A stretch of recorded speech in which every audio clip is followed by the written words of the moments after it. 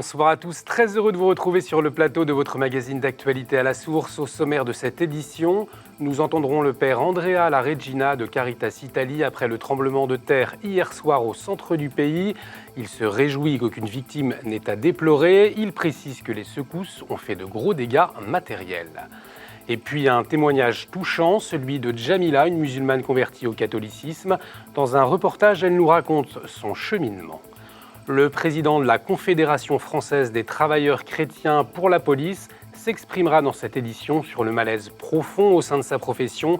Pour lui, les annonces hier du ministre de l'Intérieur sont un premier pas, mais ne suffisent pas.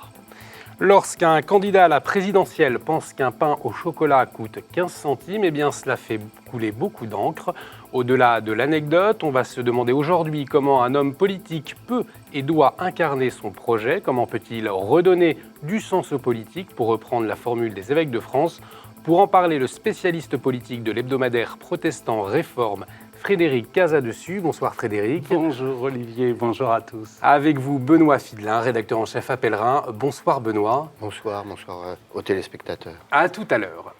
Et pour débuter cette édition, prenons des nouvelles de l'Italie. Hier soir, le centre du pays a une nouvelle fois été touché par un séisme. Les secours ne déplorent pour le moment que des blessés légers, mais les dégâts matériels sont importants. Un tremblement de terre qui intervient 2 mois après celui qui avait tué 300 personnes dans la même région.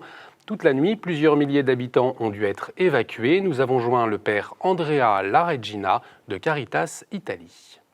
Ad oggi, grazie a Dio, non di vittime, però ci sono state dei crolli ulteriori, sia delle case private che anche delle chiese e poi anche l'ospedale, un ospedale che è stato evacuato. Il reiterarsi delle scosse comporta nelle comunità l'ansia, la paura, ma anche distrugge ancora di più le realtà che, pur essendosi salvate dalla scossa del 24 di agosto, alcune zone sono state installate delle tendopole o stanno per essere installate, che questa notte hanno usato i palazzetti dello sport.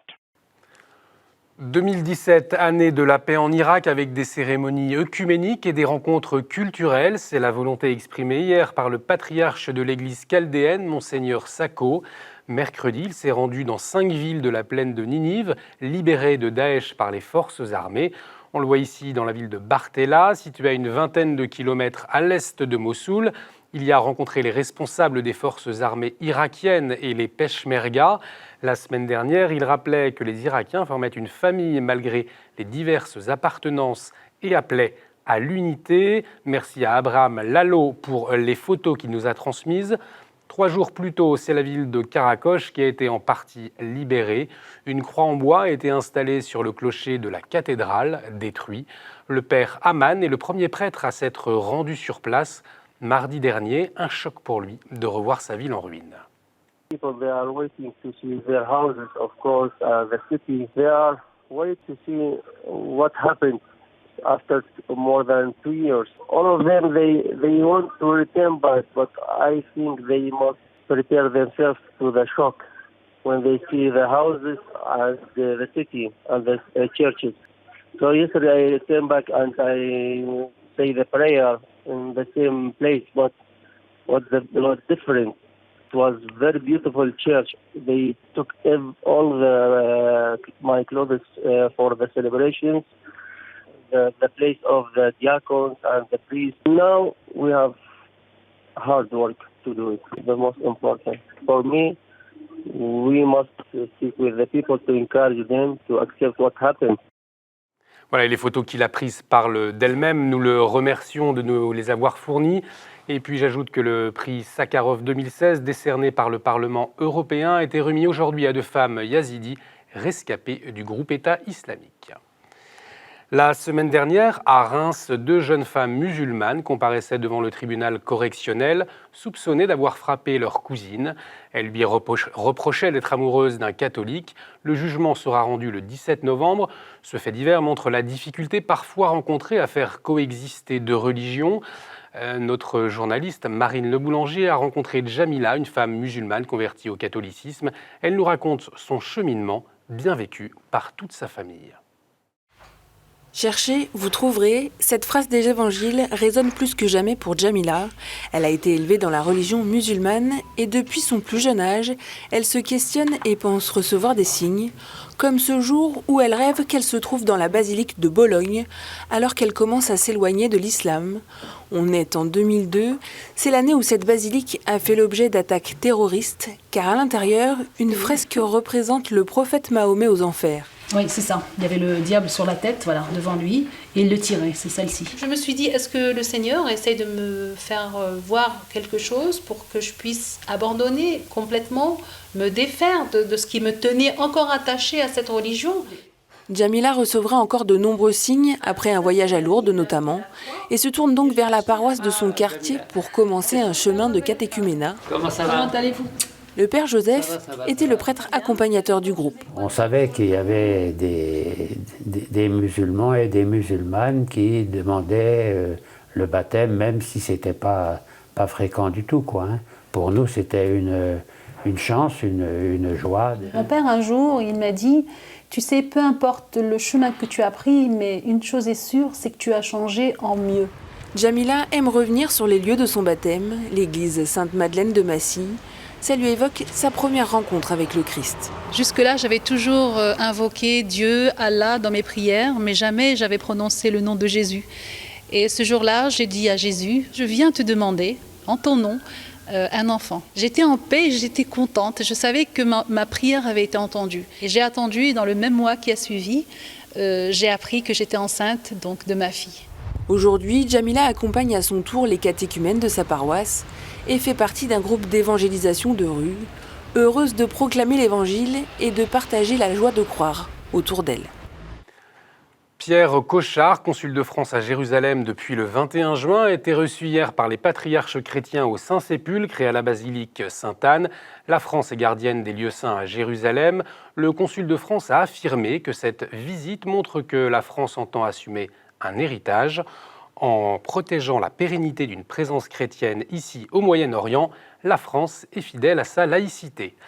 Et puis après le vote du 13 octobre qui niait le caractère juif de Jérusalem, une autre résolution de l'UNESCO fait polémique. Le Conseil national des évangéliques de France dénonce la résolution sur Jérusalem-Est adoptée hier par l'UNESCO. Il s'agit de l'utilisation exclusive de la langue arabe pour désigner les lieux saints de la vieille ville. Pour les évangéliques de France, l'UNESCO nie l'histoire du peuple juif sur la cité de Jérusalem. En Inde, maintenant, les hindous se préparent à vivre la fête de Dipavali, la fête des Lumières. Pour l'occasion, le Conseil pontifical pour le dialogue interreligieux a envoyé hier un message intitulé « Chrétiens et hindous, promouvoir l'espérance parmi les familles ». Un message qui rappelle la volonté de l'Église de rapprocher les religions en Inde. En 2008, dans l'État d'Orissa, 300 villages chrétiens et 4000 foyers avaient été détruits par des fondamentalistes hindous. La priorité de l'évêque de Berhampur, Monseigneur Sarah, était alors de restaurer la confiance perdue. 8 ans plus tard, l'Église locale continue son action. On écoute Monseigneur Sarah de passage en France.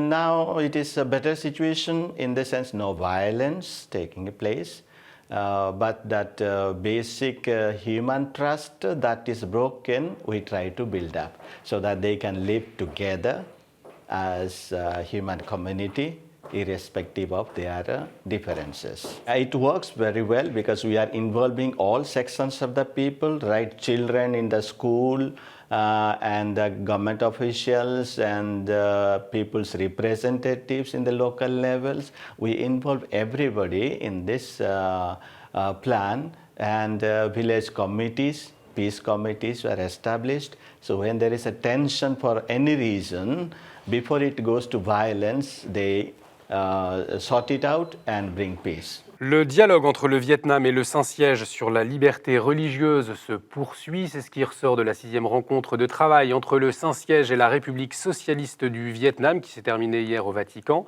Dirigée par Monseigneur Antoine Camilleri, la délégation du Saint-Siège a réaffirmé la liberté que l'Église doit avoir au Vietnam pour accomplir pleinement sa mission. En 1975, le régime marxiste de Ho Chi Minh avait rompu les relations avec le Vatican. Le début des années 90 a marqué le commencement de la période d'ouverture entre les deux États.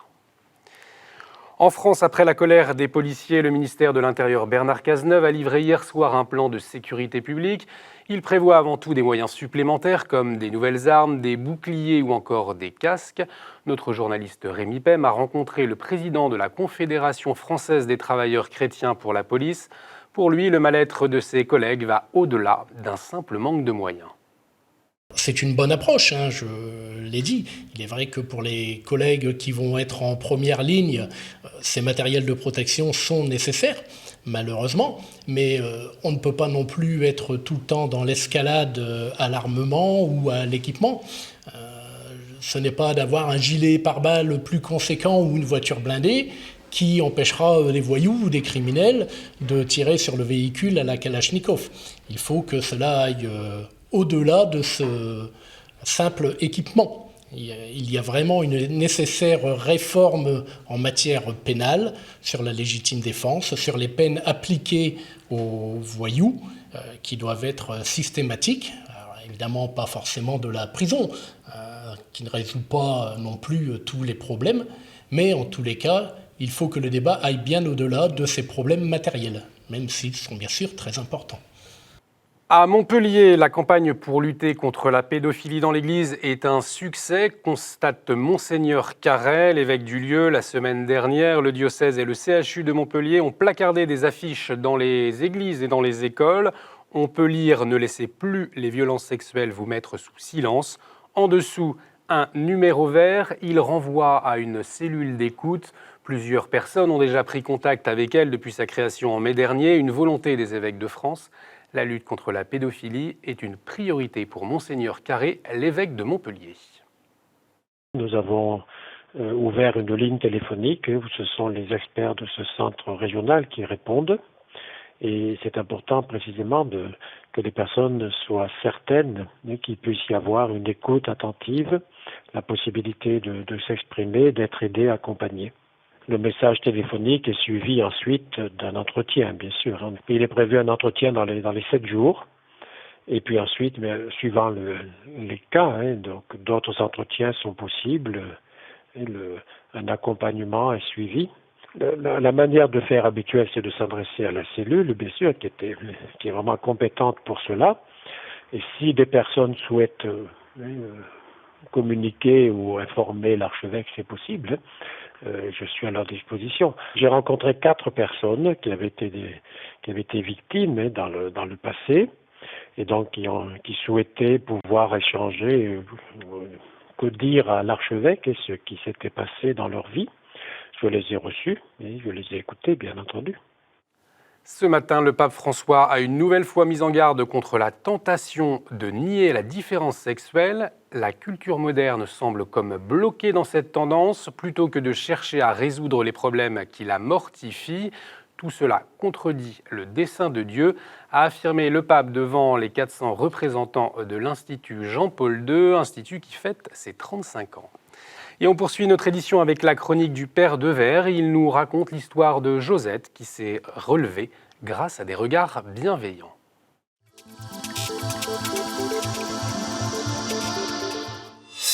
Permettez-moi de vous adresser mon salut le plus cordial. Cette chronique, elle portera sur cette approche des regards, de nos regards, de ces regards qui font exister. Je pense à cette jeune femme. Elle a connu la rue, elle s'appelle Josette. Son père disparu, sa mère touchée par une grave maladie psychiatrique. Elle est seule. Elle est seule, mais voici que sur son chemin d'errance, elle va trouver des amis, elle va trouver de ces regards qui, au lieu de la juger, finalement, vont la conduire à naître profondément à ce qu'elle est. Elle habite cette maison qui est gérée par Habitat Humanisme. Cette maison, elle porte le nom de Christophe. Christophe est issu d'une grande famille et lui-même est médecin. Il va mourir à 39 ans. Mais il a parcouru le monde. Il a vu tant et tant de pauvres en Asie, en Afrique, en Inde tout particulièrement. Et là, il apprend deux choses, et c'est sa joie, de partager ce qu'il a reçu. Il découvre que c'est au cœur de la gratuité qu'on élève et qu'on se relève. Et cette maison qui va nous aider aussi à bâtir, cette maison qui va porter son nom, la maison Christophe, il y a trois sœurs franciscaines. Ce sont des sœurs qui sont au soir de leur vie. Mais quelle jeunesse de cœur! Elles sont indignées par la misère. Mais cette indignation, c'est une indignation qui va s'inscrire dans une mobilisation de celles qui va les conduire à être attentives à tous ceux qui ont besoin de tendresse. Cette jeune femme, parce qu'elle se reconstruit, va pouvoir trouver un compagnon, un mari même, elle s'est mariée, Thomas. Puis de cette union va naître une petite fille, Manon. Et là, il m'a été donné, en fait, de célébrer ce baptême. Quelle joie pour ce prêtre que j'essaye d'être. Et dans cette célébration, j'ai vu ces êtres qui étaient parfois loin de la foi, mais qui, au cœur de leurs blessures, découvraient aussi qu'il y avait une possibilité d'un autre regard, une brèche, suscitant précisément des perspectives de lumière. Oui, merveilleuse histoire qu'est l'homme, une histoire sacrée. L'homme est merveilleux et ce baptême en était l'écrin. Merci Père, c'est jeudi, c'est donc revue de presse.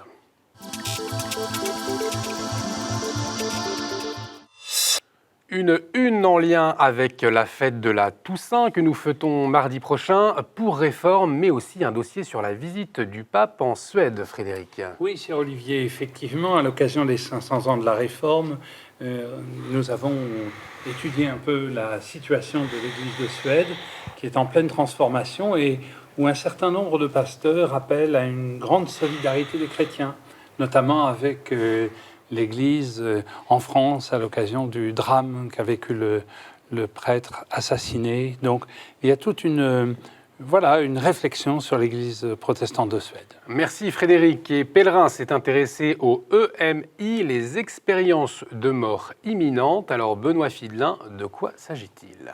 Il s'agit, comme on le dit, de récits de gens qui sont allés aux frontières de l'au-delà à l'occasion de la Toussaint. Mais je voudrais surtout signaler, en plus, là, on voit la couverture, que dans ce numéro-là, il y a un reportage de 10 pages d'une envoyée spéciale de Pèlerin à bord de l'Aquarius, navire qui recueille les migrants en Méditerranée. 10 pages avec des photos exceptionnelles. C'est un reportage de terrain remarquable qui nous fait vivre cet enfer-là et puis qui nous raconte à travers les migrants ce que vivent ces derniers en Libye, au long de leur périple. C'est un vrai reportage sur le dos des flots dans des conditions difficiles d'Alice Ledréau. Et puis dans Pèlerin, il y a aussi 3 pages sur la visite du souverain pontife en Suède pour ne pas oublier nos amis protestants. Merci Benoît. Dans l'éditorial de Famille chrétienne, Antoine-Marie Isoard revient sur la décision du rapporteur public du Conseil d'État la semaine dernière. L'âne, le bœuf, le ravi et les bergers pourront crécher en mairie. On espère une place pour la Sainte Famille, précise Antoine-Marie Isoard, avant de souhaiter qu'au nom du principe de laïcité, on ne sanctionne pas l'avenir de ceux qui agrémentent leur Saint-Nectaire d'un Saint-Émilion, d'un Saint-Pourçain ou d'un Saint-Joseph avant le Saint-Honoré final, le jour de la Toussaint. Même les protestants peuvent en manger. Spécial Toussaint pour le journal La Vie avec 6 portraits de saints canonisés par le pape François. Zoom sur ces géants de la foi, dont quelques Français comme Salomon Leclerc et Élisabeth de la Trinité. Dans son éditorial, Jean-Pierre Denis craint que Calais se reconstitue encore une fois à partir de zéro dans la boue, la violence et le trafic de mineurs. Dans France catholique cette semaine, explication du pasteur Alain Joly sur les enjeux de la célébration d'Action de grâce, de repentance et d'intercession avec le pape François et Mounib Younan, l'évêque président de la Fédération luthérienne mondiale. Le pasteur Alain Joly rappelle que beaucoup de dialogues en vérité ont précédé l'année d'espérance que nous nous apprêtons à vivre. Voilà pour le tour d'horizon de ce que vous propose la presse chrétienne cette semaine. On retrouve maintenant le dossier avec nos éditorialistes.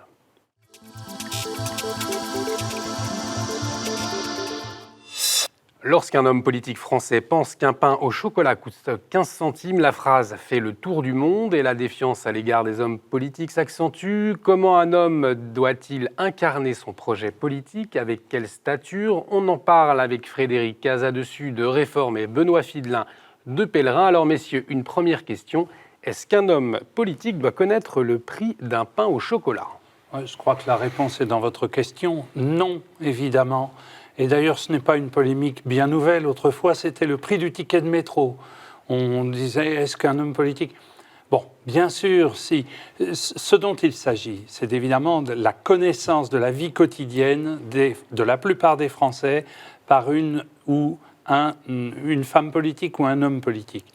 Cette connaissance peut être une connaissance directe, elle peut être intuitive, elle peut être le fruit d'une expérience passée. Et c'est ça qui fait défaut aujourd'hui. Si nos concitoyens ont le sentiment qu'ils sont mal représentés, c'est notamment parce que la plupart de nos élus nationaux sont des technocrates qui n'ont pas toujours connu, c'est le moins qu'on puisse dire, la vie quotidienne des autres Français. Prenons l'exemple de Charles de Gaulle, Georges Pompidou, dans une moindre mesure Valéry Giscard d'Estaing, mais François Mitterrand. En tout cas, Valéry Giscard d'Estaing est le premier de nos chefs d'État technocrates. Mais Charles de Gaulle, Georges Pompidou, François Mitterrand, Jacques Chirac avaient connu ce que l'on pourrait appeler une expérience de vie quotidienne. Très difficile à comparer pour les uns et les autres, mais tout de même. Aujourd'hui, on se rend compte que le moindre ministre a commencé sa carrière, ou Premier ministre, a commencé sa carrière comme permanent de son parti dès l'âge de 20, parfois 16 ans. Et donc, cette absence de vie quotidienne, je crois, pèse beaucoup. Elle vous gêne, cette absence de vie quotidienne chez nos politiques aujourd'hui, vous, Benoît Fidelin? Oui, elle me gêne énormément. Elle résulte de facteurs sociologiques. On voit bien voir 80% d'entre eux sont des fonctionnaires. Et puis les hauts dirigeants, il y en a beaucoup. Et je revendique cette expression qui n'ont jamais travaillé. Vraiment. Je vais m'expliquer pourquoi. Mais je reprends d'abord retrouver le politique. Ce que disent les évêques dans leurs textes, ils disent parmi les choses qui sont injustifiables et sont devenues insupportables, il y a le sentiment d'un personnel politique coupé des réalités. Nous y sommes. Alors 15 centimes, c'est quand même très peu. Très peu. Il y a un des saints qui dit qu'il s'excuse ensuite pour les gens dont il a dit que leur SMIC était seulement à 3 000 €. Je crois qu'on est là dans quelque chose ça tombe dans l'abject parce que c'est un éloignement, comme le dit Frédéric, de la vie politique qui résulte, c'est vrai, de quelque chose qui est vécu, mais de manière, beaucoup plus forte aujourd'hui, parce que les politiques, c'est vrai, trempent pas dans la vie réelle, comme un certain nombre de leurs prédécesseurs que vous avez cités. Cependant, Jacques Chirac, il y avait une ministre femme qui lui a dit, écoute, ça fait 40 ans que tu n'as pas fait un chèque, et il a admis volontiers. Bien sûr. Moi, ce qui me gêne beaucoup dedans, c'est ça, c'est que vous dites comment un homme politique doit incarner un projet. Eh bien, il doit l'incarner par la force de l'exemple. C'est fondamental, et là, force de nous constater qu'on n'y est pas du tout. Et cette force de l'exemple, vous ne la voyez pas non plus aujourd'hui, Frédéric, chez les politiques? C'est-à-dire que la force de l'exemple, je partage tout à fait ce point de vue, elle peut être par la vie pratique, l'exercice quotidien, elle peut être aussi une force d'exemple moral. Et je crois que quand on exige de la population un certain nombre de sacrifices et qu'on ne se les impose pas, on crée le populisme que, par ailleurs, nous avons bien raison de dénoncer. Mais on ne peut pas tout à la fois dénoncer le populisme, ce qu'un grand nombre de nos responsables politiques, évidemment, ne cessent de faire, et en même temps ne pas soi-même se plonger dans une certaine réalité et s'imposer des limites. Car sinon, on est là, on entre dans ce qu'on appelle la toute-puissance. Et c'est cette toute-puissance qui est dérangeante. Pour vous, ça serait donc cela, retrouver le sens du politique. Ça passe aussi par là. Oui, ça passe aussi par ne pas faire, ne faites pas ce que je dis, faites ce que je dis, faites pas ce que je fais. Et si vous voulez, c'est ça, cette cohérence, c'est de la cohérence qu'a un chef d'entreprise, qui normalement gagne pas 10 000 fois plus que ses ouvriers, parce que c'est un travail d'équipe. Une entreprise comme un père de famille qui interdit pas à son fils ce qu'il fait lui-même, c'est une cohérence. Mais je crois que ça tient à cet éloignement qui est dû au fait qu'aujourd'hui, il y a un certain nombre de ténors politiques qui l'ont bien compris, notamment des jeunes. Bruno Le Maire, entre autres, qui l'a bien compris, en disant si on quitte là, et si on, quand on a un mandat politique, il faut quitter la fonction publique. Ils revendiquent ça. Eh bien, aujourd'hui, c'est très très important. Et nous, à Pèlerin, par exemple, qui sommes adeptes d'un journalisme de solutions, il y a des solutions pour ça. On peut restaurer le politique en réduisant les mandats dans le temps, en faisant et dans l'empilement des mandats, on perd une fusion du Conseil économique et social et du Sénat. On peut réduire le nombre de parlementaires, on peut avoir une retraite des parlementaires qui soit la même que celle des Français.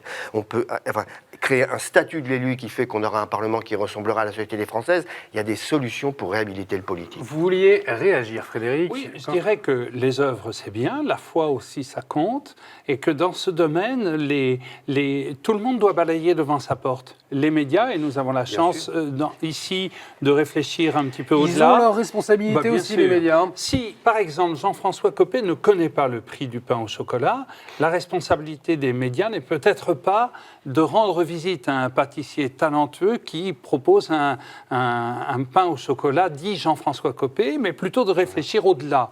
Et ce n'est pas stigmatiser nos éminents confrères d'un quotidien qui paraît le matin en Île-de-France notamment, que de dire qu'il faut se creuser la cervelle.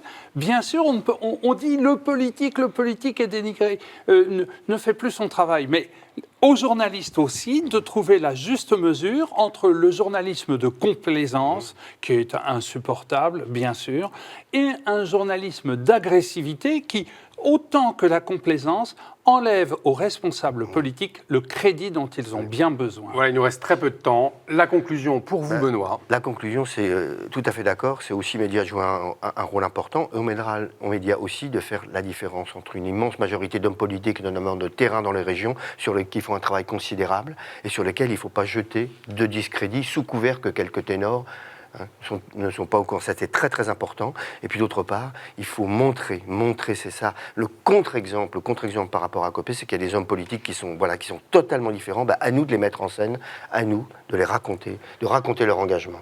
Allez, un dernier mot, Frédéric. Oui, pour dire, ne stigmatisons pas Jean-François Copé. Il s'est embrouillé cette affaire de pain au chocolat, lui colle comme le sparadrap du capitaine Haddock. Eh bien, merci Frédéric, merci Benoît d'avoir partagé votre regard. Merci à vous pour votre fidélité. Cette émission est à revoir sur notre site internet www.kto.tv.com.